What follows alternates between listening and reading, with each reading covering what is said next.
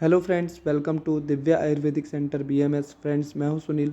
हम पढ़ रहे थे हमारा अध्याय 7 अष्टांग हृदयम का। ठीक है, अष्टांग हृदयम में हमने अध्याय 6 तक कंप्लीट पढ़ लिया था और उन चैप्टर्स में हमने हर चैप्टर में ये बता रखा है कि टाइप्स ऑफ क्वेश्चंस कैसे होते हैं, हर चैप्टर से कैसे क्वेश्चंस पूछे जाते हैं, ये मैंने हर चैप्टर में बताए हुए हैं। इसी प्रकार से हमने अध्याय 7 में भी बताया हुआ है। इससे पहले हमारा अध्याय 7 का जो 2 वीडियो अपलोड हो चुका है, ठीक है, जिसमें हमने वृद्धाहार तक पढ़ लिया था। आज हम उससे आगे पढ़ने वाले हैं इस वीडियो में। ठीक है, तो हमने पिछली वीडियो में अन्न रक्षा विषाक्त भोजन की परीक्षा विधि पढ़ लिया था।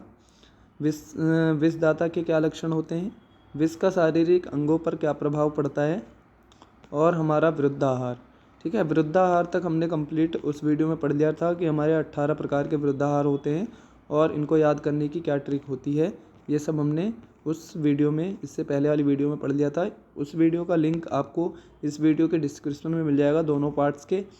ठीक है, तो फ्रेंड्स आज हम इससे आगे पढ़ेंगे। फ्रेंड्स, इस चैनल को और अच्छा बनाने के लिए, ठीक है, आप डोनेशन दे सकते हैं, जो भी आप दे सकें, जितना भी आपको सही लगता है, जितना आप कर सकते हैं उतना आप डोनेट कर सकते हैं इस चैनल पे और अच्छे कंटेंट डालने के लिए और हमें और काम करने के लिए। ठीक है, आपको पेटीएम नंबर या फ़ोनपे गूगल पे नंबर आपको डिस्क्रिप्शन में मिल जाएगा। अगर आप करना चाहें तो कर सकते हैं, कोई ज़बरदस्ती नहीं है।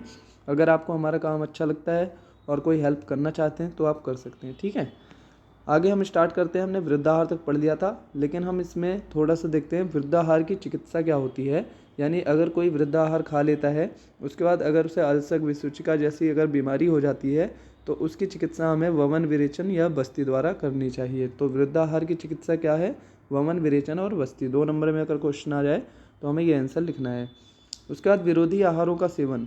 विरोधी आहारों का जो सेवन है वो कौन कर सकते हैं, प्रतिदिन व्यायाम करने वाले थोड़ा बहुत अगर विरोधी आहार खा लेते हैं तो कोई दिक्कत नहीं होती।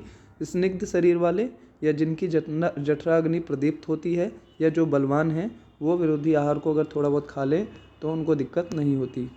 आगे देखेंगे पथ्य और अपत्य आहार क्या होता है। तो अपत्य आहार का त्याग हमें किस तरीके से करना है, तो चौथाई क्रम में हमें अपत्य आहार का त्याग करना होता है। मतलब 16वें क्रम हिस्से से, यानी कि 2-3 दिनों के अंतर से, या फिर साथ साथ पथ्य आहार का सेवन करता रहे। इससे किसी प्रकार के विकार उत्पन्न होने की संभावना नहीं रहती, ठीक है, या कम रहती है। यानी कि आपको एकदम से वृद्धाहार का त्याग नहीं करना है, यानी कि अपथ्य आहार का एकदम से आपको त्याग नहीं करना है। थोड़ा थोड़ा अपथ्य आहार का त्याग करते हुए पथ्य का सेवन करते रहना है। इस तरह से आपको अपथ्य आहार का त्याग करना है। ठीक है, और पथ्य आहार आपको पता ही है, जो हमें खाने में साथ में हो वो हमारा पथ्य आहार होता है। ठीक है, इसके बाद हम पढ़ेंगे उपस्तंभ। उपस्तंभ ही इस चैप्टर में वृद्धाहार और उपस्तंभ, यही 2 क्वेश्चन ज़्यादा इंपॉर्टेंट है। उपस्तंभ हमारे 3 होते हैं, आहार, निद्रा और ब्रह्मचर्य। और स्तंभ हमारे कौन से होते हैं, शरीर के स्तंभ हमारे कौन है, वात, पित्त और कफ। और शरीर के उपस्तंभ कौन है, आहार, निद्रा और ब्रह्मचर्य।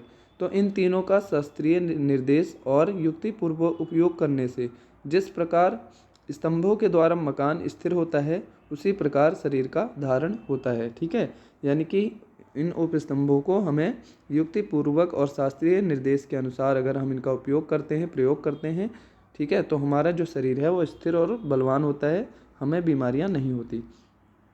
सबसे पहला उपस्तंभ है हमारा आहार नामक उपस्तंभ। यह हमारा प्रथम उपस्तंभ है। शरीर के पोषण में हितकर, शुद्ध एवं समय पर लिया गया आहार जो है वो आहार हमारे शरीर के लिए अच्छा होता है और हमारे शरीर को रोग से बचा के रखता है। तो ये हो गया हमारा आहार नामक उपस्तंभ। इसके बाद है हमारा निद्रा नामक उपस्तंभ। निद्रा उपस्तंभ हमारा सेकंड उपस्तंभ है। उक्त उपस्तंभों में से ये दूसरा है।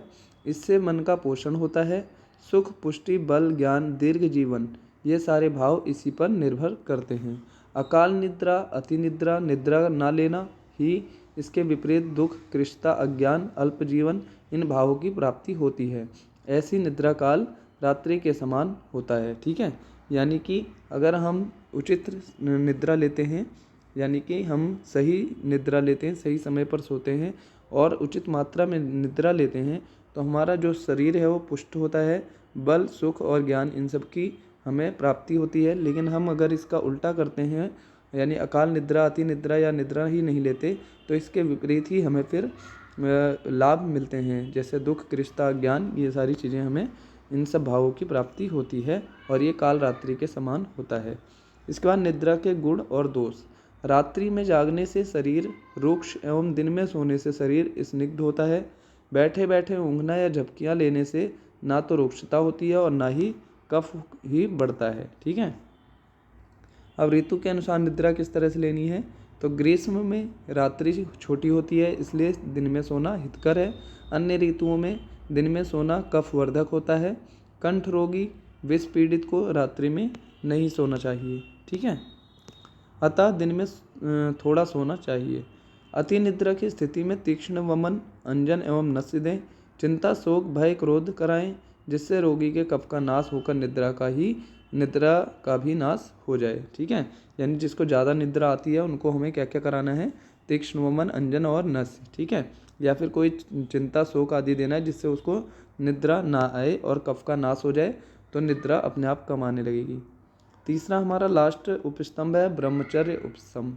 ब्रह्मचर्य पालन में रति, जिसका मन स्त्री सहवास से विरक्त, संतोष से तृप्त, समय से निद्रा आ जाती हो, वो समझ लो ब्रह्मचर्य का सही पालन कर रहा है। ठीक है। हमारे शरीर के 3 स्तंभ हैं, शरीर, मन और आत्मा। ठीक है। ये हमारे शरीर के 3 स्तंभ हैं। इनके पोषण से ही शरीर स्वस्थ रहता है। शुद्ध आहार शरीर पोषण, सुखपूर्वक निद्रा मन का पोषण और ब्रह्मचर्य जो है वो आत्मा का पोषण करता है। ठीक है। तो यहाँ पे हमारा अध्याय नंबर 7 कंप्लीट हो चुका है। हम अध्याय 8 को अगले वीडियो से पढ़ना स्टार्ट करेंगे। इस वीडियो में हमारा अध्याय 7 कंप्लीट हो चुका है। फ्रेंड्स, अगर आपको वीडियो अच्छी लगी हो तो लाइक करना, और अगर कोई प्रॉब्लम हो तो कमेंट करके ज़रूर बताना, और अगर आप चैनल पर नए हैं तो इस चैनल को सब्सक्राइब कर लेना। पॉज करके आप नोट्स बना सकते हैं वीडियो को। हमारे पास अभी कंप्लीट नोट्स नहीं है, इस वजह से हम नोट्स प्रोवाइड नहीं करा पा रहे हैं। इसी वजह से हम आपसे एक अपील कर रहे हैं कि आप जो भी आप थोड़ा बहुत डोनेट कर सकें उतना आप करते रहिए, तो जिससे हम और भी अच्छी सुविधा आपको दे पाएँ और अच्छे वीडियोस ला पाएँ और नोट्स को भी कंप्लीट करके आपको उपलब्ध करा पाएँ। तो मिलते हैं फ्रेंड्स नेक्स्ट वीडियो में।